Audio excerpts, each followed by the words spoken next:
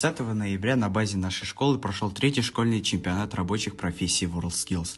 В этом году новых номинаций было много. Лично меня заинтересовала номинация «Экскурсовод», и я решил попробовать себя в этой роли. Нам были предоставлены разные темы, и мне попалась история ОПХ имени Ленина. Меня очень заинтересовала деятельность хозяйства, ведь по республике, оказывается, их всего 8. В процессе работы я часто сталкивался с фамилией Сабиров Рафаэль Шакирзянович, который был главным агрономом ОПХ имени Ленина. У меня появилось желание узнать больше об этом человеке.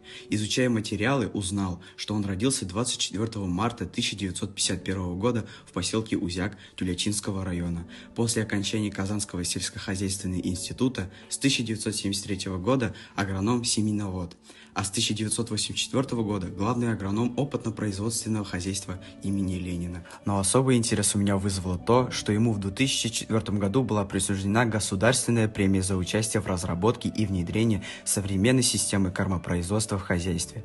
Получается, в нашем поселке живет человек, который внес вклад в науку. Мы решили пригласить Рафаэля Шакирзяновича в нашу школу. По рассказу нашего героя мы узнали, что на выбор профессии повлияли детские увлечения. Он с детства очень любил заниматься огородом и применять различные технологии, такие как обработка сорняка на грядке моркови керосином. С 1973 года работал в родном поселке агрономом-семеноводом, а с 1984 года главным агрономом. С особым трепетом он вспоминает своих наставников, героев социалистического труда, Галиева Габдулхака Галиевича и Каримову Гульбику Галиевну. Он утверждает, что даже если была бы возможность начать все сначала, несомненно пошел бы по этому пути. Ведь именно здесь, в родном опытно-производственном хозяйстве имени Ленина, он, проработав 40 лет, достиг многого, стал заслуженным агрономом и ученым агрономом Республики Татарстан. Овсюк, овес — это родственники, собственно. Нам нужно было именно, что вот из семян овса выделить овсюк. У овса эти подковки, вот эти мохнатые подковки, с которыми цепляется, нет. И вот на этом я и сортировочную машину, это барабан, триерный барабан называется, выписал здесь фанеру, да, потом выписал, здесь тогда была гостиница, байковое дело, лохматый такой, помните, наверное, ворс. Сейчас уже нет, по-моему. И вот на фанеру наклеил, и барабан его вот так, значит, все это тоже. И щетки там на пружине поставил. Здесь мысль какая-то. Овес, вернее, и овсюк там уже считает. Вот поднимается, овес улетает туда, а это вот, вернее, вот здесь лоток такой. Овес падает в этот лоток, так как он не цепляется в этот. А овсюк вроде должен так двигаться. Здесь щетку поставил. И вот эта вот щетка его в другой лоток уже.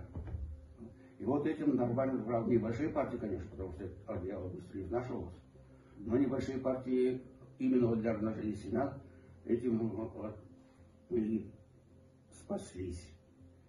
Ну, так как такого аппарата, или такого машины не было нигде. Сначала вроде хотели как-то изобретение, но это слишком большая волокита, оказывается, с документацией. И вот как раз предложение ввели.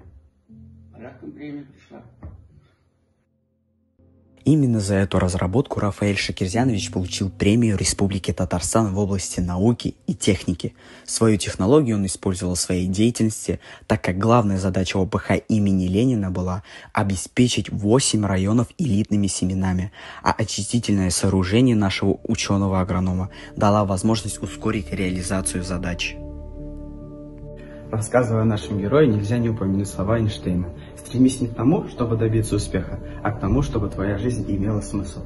Эти слова наиболее полно раскрывают смысл жизни Рафаэля Шакирзяновича.